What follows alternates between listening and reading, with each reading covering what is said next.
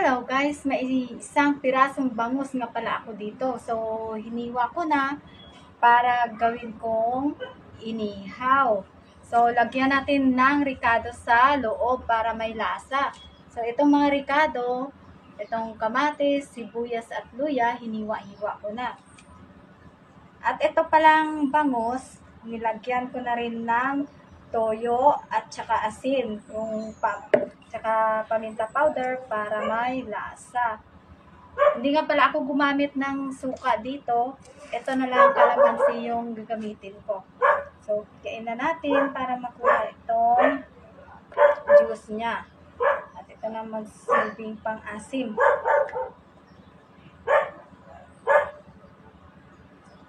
Sarap to guys!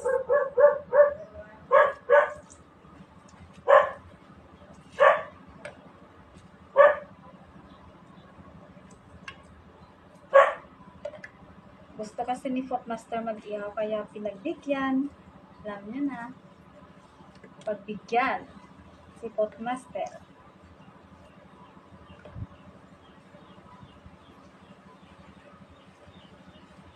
Don't worry, malinis itong kamay ko. At itong mga buto-buto ng kalamansi, kukunin ko na lang para hindi mapait. Dahil sa naubos ko nang kunin itong mga buto-buto ng kalamansi, eto na ngayon, may kinuha din pala akong dahon ng saging kanina. So, dito ko na lang ibabalot itong inihaw na bangus. Mas prefer ko itong dahon ng saging kaysa sa foil kasi masarap at mabango ito pag naluto na.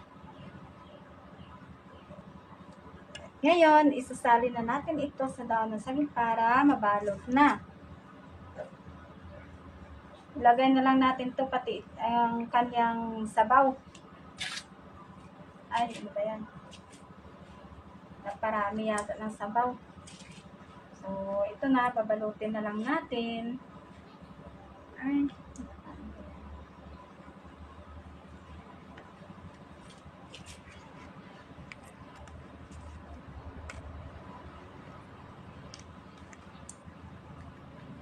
maliit kasi itong dahon ng saging na nakuha ko kasi wala na dun eh.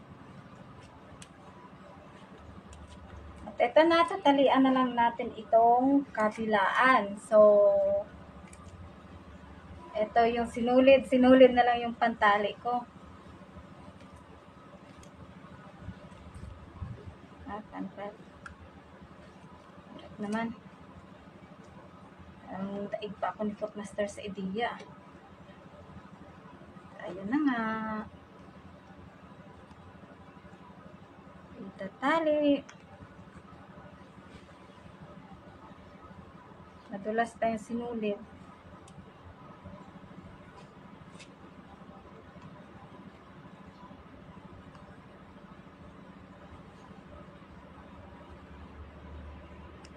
Yes.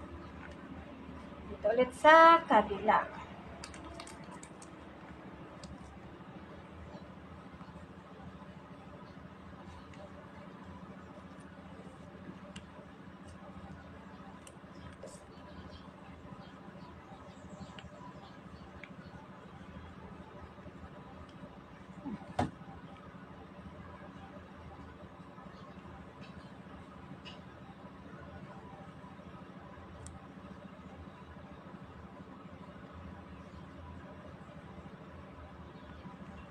Ito na, pwede nang ihawin. So dahil nakapagpabaga na ako guys, ito na, umpisa ng pag-ihaw. Ating bangus. Wow. Ayun na nga. Hintayin na lang natin na maluto.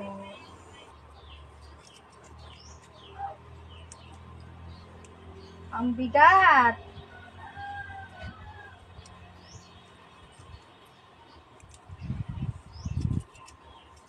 Ilang oras kaya ito maluto?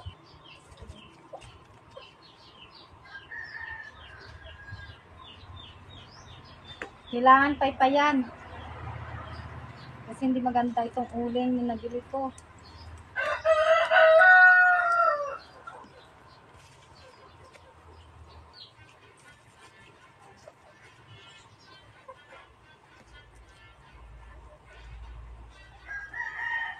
kailangan may tiyaga tayo kahit sa anong bagay. Tiyaga lang.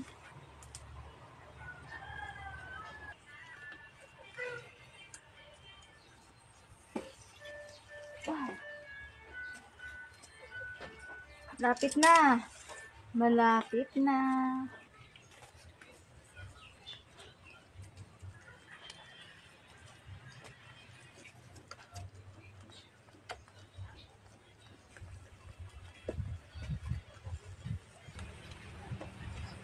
Ito na siguro po guys. Malipis lang naman tong dahon ng saging.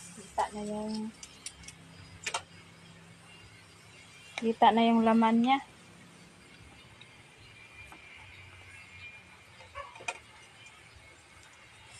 Sasalin lang natin sa pinggan.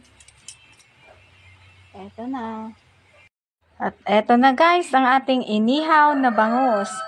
Foodmaster, eto na ang request mo. Thank you for watching.